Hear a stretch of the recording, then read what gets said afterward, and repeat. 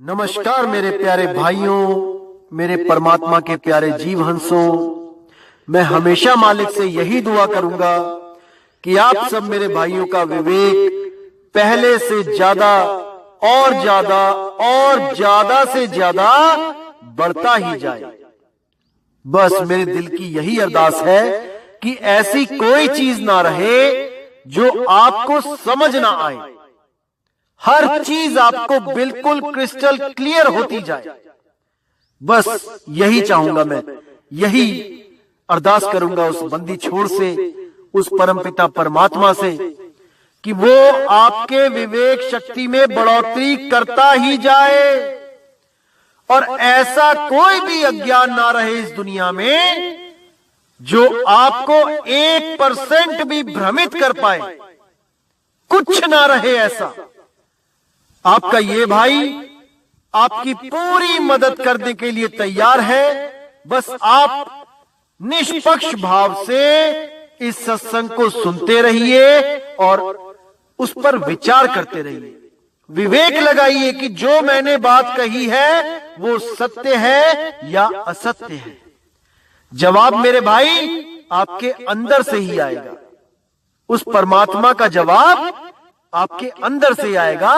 बस उसको पहचानने की कोशिश करो। साहिब बंदगी। तो भाइयों, आज जो वाणी लेंगे वो गरीबदास जी महाराज जी की वाणी है। बहुत ही सुंदर वाणी है। सारे भेद खुल जाएंगे इस वाणी के द्वारा कि कौन सा संत महंत, कौन सा ऋषि मुनि, पीर पैगंबर, औलिया, ये सब कहां तक की पहुंच रखते थे और ये सब नाम जप के भक्ति करके कहां तक पहुंचे। इस वाणी में सबका ही जिक्र है। आप ध्यान से सुनिएगा। तो कहते हैं कोई है रे परले पार का, जो भेद कहे झनकार का। यानी कि कोई एक ऐसा सदगुरु है, वो कामिल मुर्शिद है जो परले पार का भेद बताने इस दुनिया में आता है।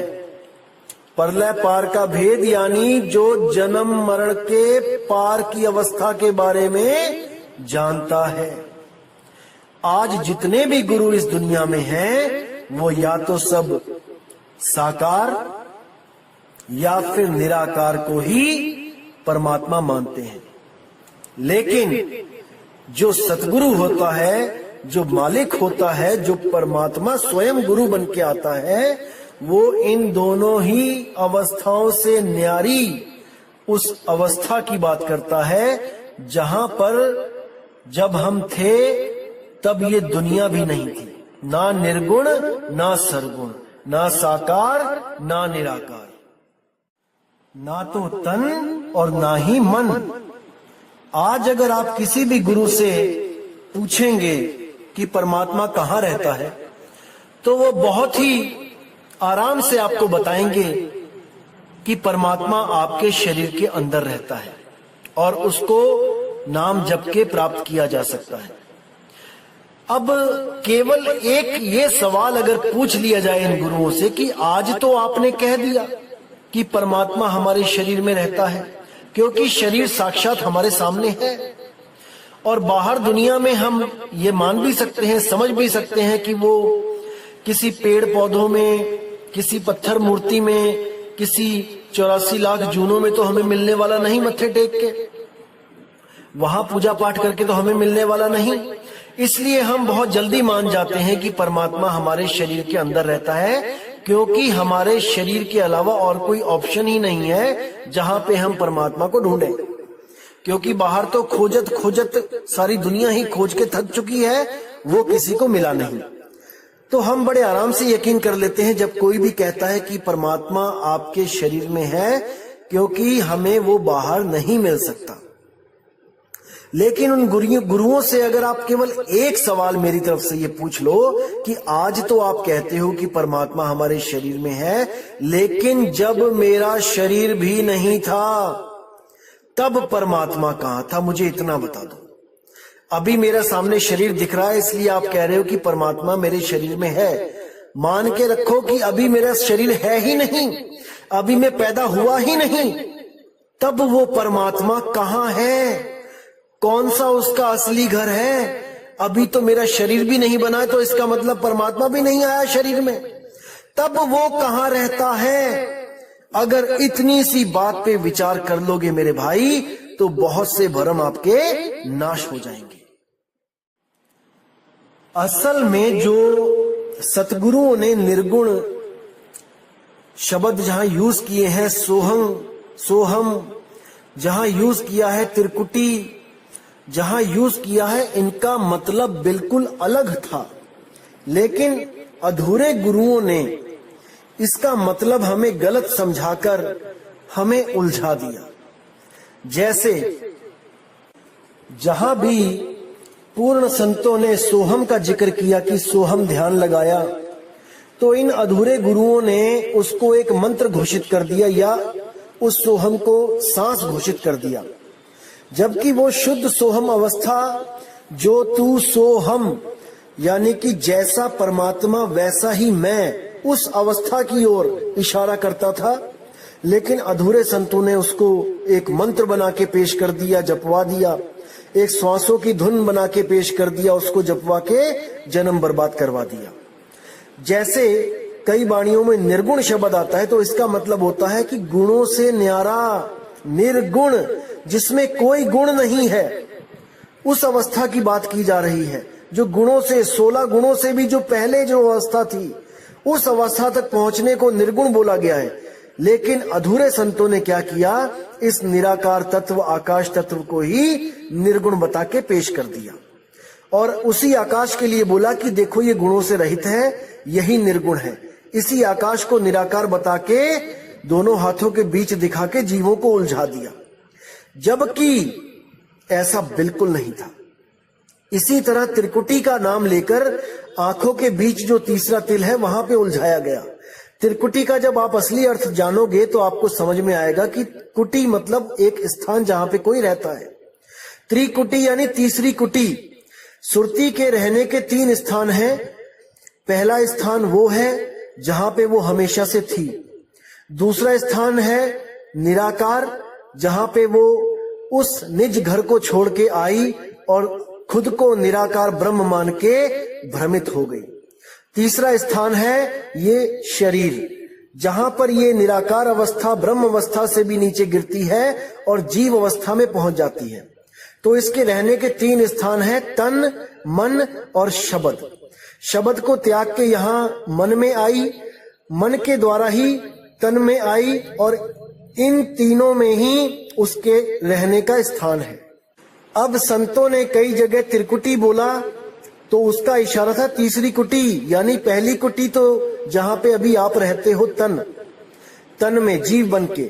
दूसरी कुटी जब यही जीव भक्ति करता है तो यही ब्रह्म अवस्था को प्राप्त हो जाता है, उसी को निराकार अवस्था कहा जाता है, वो उसकी दूसरी कुटी है।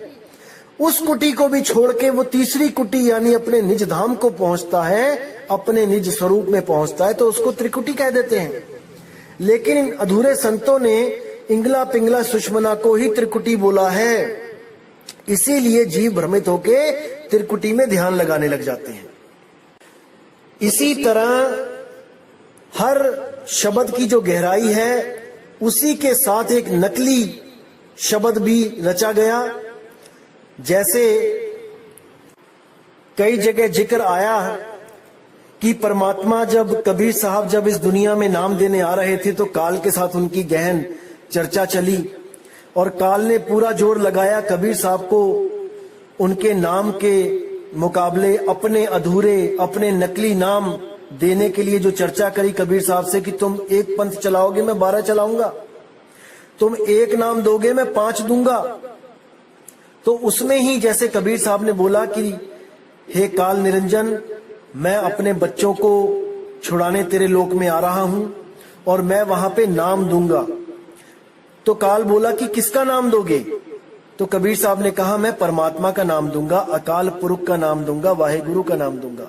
तो काल बोला मैं भी नाम दूंगा, मैं भी अकाल पुरख शब्द स्वरूपी राम, परमात्मा परमात्मा वाहेगुरु राम, ये भी जपवाऊंगा, कबीर कबीर भी जपवाऊंगा, मैं भी नाम दूंगा। तो कबीर साहब ने बोला कि तू जो नाम देगा वो बोलने में आएगा, मेरा नाम बोलने में नहीं आएगा। तो वो बोला कि मैं भी ऐसा नाम दूंगा जो बोलने में नहीं आएगा, मैं श्वासों के द्वारा जपवाऊंगा जिसमें जीभ नहीं चलेगी। तो जीभ परख नहीं कर पाएंगे कि ये नाम बोलने में आ रहा है कि नहीं। आएगा नाम बोलने में ही, लेकिन वो सोचेंगे श्वासों के द्वारा जपा जाएगा तो इसमें जीभ हिल। तो आप जितनी भी वाणियों में बताओगे कि वो जीवा पे नहीं आता है, तो ये लोग भी यही सोचेंगे हमारा नाम कौन सा जीभ पे आता है, हम तो श्वासों के द्वारा जप रहे हैं, यानी हमारा नाम भी सत्य है। तो साहिब ने कहा कि वो नाम एक धुन होगी, वो कोई अक्षर नहीं होंगे। तब काल बोला कि तुम एक धुन दोगे तो मैं 5 धुनें दूंगा, मेरी भी धुनें होंगी क्योंकि मेरे पास तत्व है, मैं तत्वों की धुनों में उलझाऊंगा। तब कबीर साहब ने बोला कि जो मेरा शब्द होगा वो बदलेगा नहीं, वो एक रस रहेगा। यहां पर आके काल कुछ बोल नहीं पाया क्योंकि उसके पास जो धुनें हैं वो बदलती हैं, 5 तत्वों की धुनें बदलती रहती हैं। तो यहां पर आके काल बोला कि हे महाराज, ऐसा कौन सा नाम है, ऐसा कौन सा शब्द है, मुझे भी बताएं, मैं भी जीवों की मदद करूंगा पार होने में। तब कबीर साहब ने बिल्कुल मना कर दिया कि वो नाम तुझे कभी नहीं पता लग सकता, वो नाम केवल तभी पता लगेगा जीव को जब स्वयं परमात्मा एक गुरु का रूप धारण करके इस जीव को जगाने के लिए दुनिया में आएंगे, नहीं तो उस नाम के बारे में कोई नहीं जान पाएगा। इसीलिए जीवों को जगाने के लिए कबीर साहब ने ये शब्द बोला कि जाप मरे अजपा मरे अनहद भी मर जाए, सुरत समाये शब्द में वाको काल न खाए, ताकि काल के द्वारा चलाए गए सारे नाम एक्सपोज हो जाएं, सारी दुनिया को पता लग जाए कि कौन से नाम सच्चे नहीं हैं जिनका नाश हो जाता है। कौन से नाम? जाप, अजपा, अनहद, यानी जितने भी मंत्र जो जपे जाते हैं उनका नाश हो जाता है। जितने भी मंत्र जो श्वासों के द्वारा जपे जाते हैं, जब श्वासों का नाश हो जाता है तो उन मंत्रों का भी नाश हो जाता है। और जो भी धुनें कान बंद करके सुनी जाती हैं, 5 तत्वों की 5 धुनें, तो तत्व शांत होने के बाद, तत्व खत्म होने के बाद वो 5 तत्व की 5 धुनें भी खत्म हो जाती हैं। जाप मरे अजपा मरे अनहद भी मर जाए, सुरती समाये शब्द में। अब ये कौन सा शब्द है? ये गुप्त सार शब्द है जिसका कभी अंत नहीं होता, जो निरंतर चलता है। शब्द निरंतर से मन लागा, मलिन वासना त्यागी, उठत बैठत कबहु न छूटे, ऐसी ताड़ी लागी। उसी शब्द निरंतर से जब आपकी सुरती जुड़ जाती है, तब आप उस मुक्त अवस्था को, उस त्रिकुटी को, उस तीसरे धाम में पहुंच जाते हो, जिसके लिए बोला गया है जीव, शिव और पीव। जीव अवस्था तन अवस्था होती है, शिव अवस्था ब्रह्म अवस्था निराकार अवस्था होती है, और उसके बाद जो पीव अवस्था है वो नी अक्षर नी तत्व शब्द अवस्था होती है, शब्द गुरु की अवस्था होती है। तो इसी सुरती के 3 ठिकाने होते हैं, और वो जीव और शिव को त्याग कर हमेशा के लिए पीव अवस्था में जाके पीव की तरह ही मुक्त हो जाती है। उसी अवस्था को निर्गुण अवस्था बोला गया है, यानी वहां पर कोई गुण नहीं है, वहां 16 पुत्र 16 गुण नहीं है, वो गुणातीत अवस्था है। उस अवस्था का लेना देना इस 3 लोक से कदापि नहीं है, बिल्कुल नहीं है। लेकिन ये अधूरे गुरु क्या करते हैं, निर्गुण अवस्था को क्या बता देते हैं कि कण कण में व्याप्त ही निर्गुण निरंकार है, निराकार है, जो पानी में भी, हवा में भी है, जल में भी है, मिट्टी में भी है, हर जगह है। उसको निर्गुण बता के जीव को इसी 3 लोक में उलझा देते हैं। जबकि निर्गुण का मतलब होता है निर्गुण, जहां पर कोई भी गुण ना हो, क्योंकि जहां गुण है वहां अवगुण भी है। इसीलिए दोनों से पार गुणातीत अवस्था को ही निर्गुण अवस्था बोला गया है। तो आगे वाणी क्या कहती है? वारहि गोरख वारहि दत्त, वारहि ध्रुव प्रहलाद अर्थ, वारहि सुखदेव वारहि व्यास, वारहि पारासुर प्रकाश, वारहि दुर्वासा दरवेश, वारहि नारद सारद शेष। यानी कोई भी पार नहीं हो पाया, सबके सब वार ही रह गए, इस पार ही रह गए। गोरख दत्त, ध्रुव, प्रहलाद कितनी भक्ति करी, बचपन से ही 6-6 साल की उम्रों में भक्ति में लग गए, लेकिन दुनिया सोच रही है कि वो मुक्त हो गए हैं, उनको परमात्मा मिल गया, लेकिन नहीं, वो भी परमात्मा को प्राप्त नहीं कर पाए। वो भी केवल पुण्य कर्म इकट्ठा करके स्वर्ग महास्वर्ग में जाके उनको वो स्थान मिला। वारही सुखदेव, वारही व्यास। सुखदेव और व्यास ऋषि के जो हम सुनते आए हैं, जो उनकी कहानियां कि वो बहुत बड़े ज्ञानी थे, आत्मज्ञानी थे, नहीं, वो भी नहीं पार हो पाए। वारही पाराशुर प्रकाश, पाराशर के बारे में आप जानते ही हो क्या क्या हुआ। वारही दुर्वासा दरवेश, वारही नारद सारद शेष, वारही भरथर गोपी चंद, वारही सनक सनंदन बंध, सब के सब बंदी रहे, बंधन में रहे। वारही ब्रह्मा, वारही इंद्र, वारही सहस कला गोविंद। ब्रह्मा विष्णु महेश जितने भी थे ये सब इसी तरफ रहे, कोई पार नहीं हो पाया। वारही शिव शंकर जो सिंह, वारही धर्म राय आरंभ, वारही धर्म धाय धर धीर, परम धाम पहुंचे कबीर। परम धाम केवल और केवल कबीर साहब ही पहुंचे थे। पहुंचे क्या, वो तो आए ही वहां से थे, और वो आते ही प्रचार करके वो फिर वापस उसी अवस्था को प्राप्त हो जाते हैं, क्योंकि वो मूल सुरती हैं, वो ज्ञानी सुरती हैं। उनको पता है कि कब कहाँ कैसे आना जाना है, क्या करना है, कैसे स्थिर होना है, सब पता है उनको। ये हम हैं जो भटक जाते हैं, इसीलिए हम आत्मा कहला रहे हैं और वो परमात्मा कहला रहा है। अन्यथा हम दोनों में कोई फर्क नहीं है। वो भी अजर अमर अविनाशी, हम भी अजर अमर अविनाशी, लेकिन हम केवल अपने आप को समझ नहीं पाते, इसलिए सुरती रूप में भटकते रहते हैं। तो कहते हैं ऋग यजुर साम अथर्व वन वेद, परम धाम नहीं लहा भेद। इन चारों में से किसी को भी उस परम धाम का भेद नहीं पता है। इन वेदों में जितनी भी भक्तियां हैं वो सब काल की भक्तियां हैं। इन वेदों के द्वारा जो भी कर्म विधि, कोई भी यज्ञ विधि की जाती है, उससे मुक्ति नहीं हो सकती। कर्म बंधन में ही जीव रहता है और आता जाता रहता है। अलल पंख अगाध भेव, जैसे कुंजी सुरती सेव।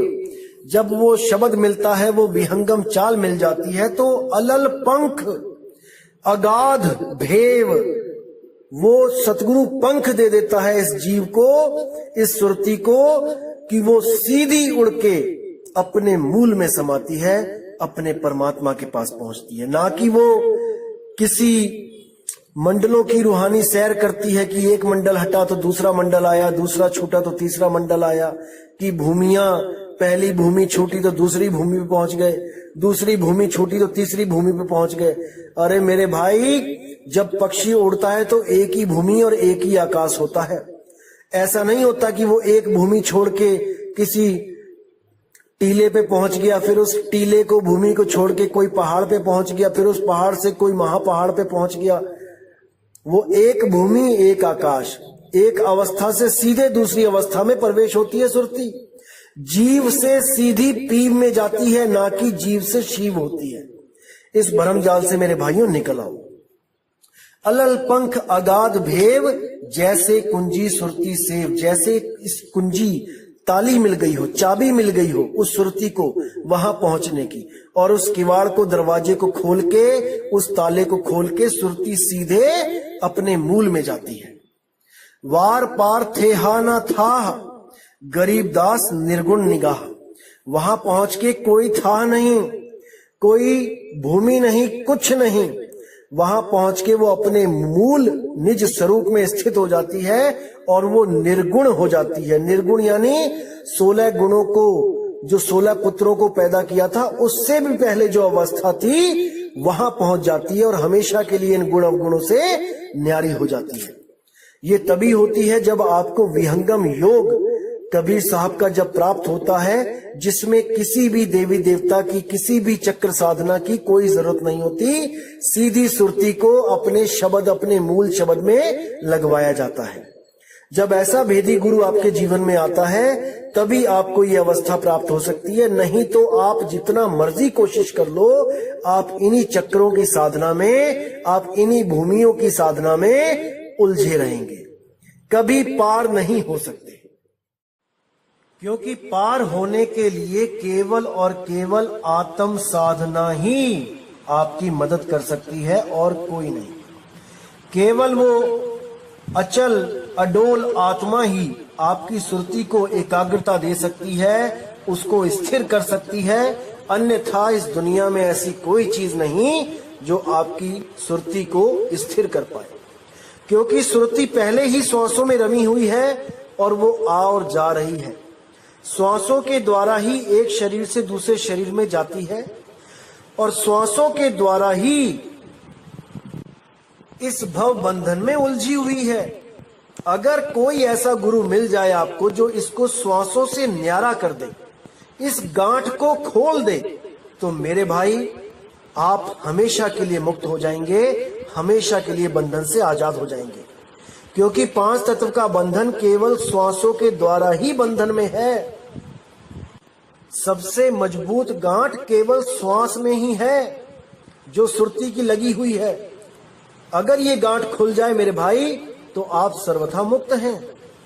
लेकिन इस श्वासों से जोड़ने वाले तो सब मिल रहे हैं, इस श्वासों से रिश्ता तोड़ने वाला कोई नहीं मिल रहा है। इसीलिए जीव हमेशा भटका खा रहा है। जितने मैंने आपको ये नाम दिखाए हैं, ये सब ज्यादातर श्वासों की ही साधना करते थे। ये सोहम ओहम वाले ही हैं। जैसे एक वाणी में आता है, ओम सोहम में थे ध्रुव प्रहलादा, ओम सोहम वाद विवादा, कि ओम और सोहम का ही नाम ये श्वासों में जपते थे और ये वाद विवाद है, ये सतनाम नहीं है। ओम सोहम सतनाम होता तो सतनाम कभी वाद विवाद ना होता, लेकिन ओहम सोहम वाद विवादा बोला गया है। यानी इसमें पढ़ के भी आप मुक्त नहीं हो सकते, आप कहीं नहीं जा सकते, आपको यहीं आना पड़ेगा वापस। तो यहाँ पे पूरा समझाने की कोशिश की गई है कि मन को प्रबोध के हर के नाव में लगाना है, इसको प्रकाशित करना है, इसको ज्ञान में लेके आना है। 10 दिस धावत आवे ठाई, जो सुरती 10 दिशाओं में भाग रही है इसके द्वारा, उसको ठिकाने पे लेके आना है। ठाह चाहिए, ताको विघ्न न लागे कोई, उसके लिए कोई विघ्न नहीं है। सतगुरु मिलता है, उसको बड़े प्रेम से शब्द का भेद बता के उसकी सुरती को स्थिर करता है। जाके हृदय बसे हर सोई, उसके हृदय में परमात्मा का वास हो जाता है। कलिताती ठाडा हरि नाऊ, कलिताती यानी कि जो पाप पुण्य की जो बेड़ियां हैं, ये ताती, ये बहुत दुखदाई है।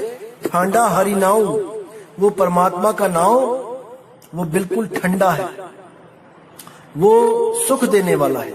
सिमर सिमर सदा सुख पाओ, उसको सिमर के सदा आप सुखी रह सकते हैं। भव बिन से पूर्ण होई आस, अब ये डर खत्म हो गया और पूर्ण होई आस यानी जन्म मरण से मुक्ति की आस जो थी वो पूर्ण हो गई। कैसे हुई? भक्त भाई आत्म परगास, वो आत्मा का प्रकाश हो गया और हमेशा के लिए सुरती उस आत्मा में रम गई। तित घर जाई बसे अविनाश, कहो नानक काटी जमफास। उस घर जाके उस अविनाशी परमात्मा के पास आपकी सुरती पहुंच गई, शब्द में सुरती लग गई और कहो नानक काटी जमफास। आने जाने का जो आपका था बार बार का झगड़ा, ये हमेशा के लिए जम की फांस ये कट गई। तत्व विचार कहे जन साचा, यानी कि इस तत्व को विचार के, आत्म तत्व को विचार के मैं सच कह रहा हूँ। जन्म मरे सो कांचो काचा, जो बार बार जन्मता और मरता है जो तत्व, वो सत्य नहीं है। जैसे श्वास है, आता है जाता है, ये सत्य नहीं है, ये खत्म हो जाता है, सत्य नहीं है। 5 तत्व सत्य नहीं है और 5 तत्व की शक्लें सत्य नहीं है और गुरु कोई शक्ल नहीं है, शब्द है। आवागमन मिटे प्रभ सेव, आप त्याग शरण गुरुदेव। आवागमन तभी मिटेगा जब आप त्याग यानी इस शरीर को त्याग के शरण गुरुदेव, उस शब्द गुरु की शरण में ये सुरती जाएगी। ईव रतन जन्म का होई उधार, हरि हरि सिमर प्राण आधार। इसी रतन के द्वारा इस जीव का जन्म का उद्धार होगा जब वो हर हर सिमरे प्राण आधार। जिस परमात्मा की वजह से ये प्राण भी चल रहे हैं, ये प्राणों का भी जो आधार है, उसको सिमर के ही यहां से हम छूट सकते हैं। तो मेरे भाइयों, मैं उम्मीद करता हूं कि आज के सत्संग से आपका विवेक बड़ा होगा और मैं मालिक से अरदास करूंगा कि आपको हर चीज बिल्कुल सही सटीक समझ में आती रहे। इसी के साथ दोस्तों मैं विदा चाहूंगा। जय गुरु बंदी छोड़ बैराग साहिब, जय गुरु बंदी छोड़ साधु शरण साहिब, जय गुरु बंदी छोड़ बाबा मदन साहिब जी, जय जय सतगुरु बंदी छोड़ सतगुरु सत्य कबीर साहिब की सदा ही जय हो। साहिब बंदगी सतनाम।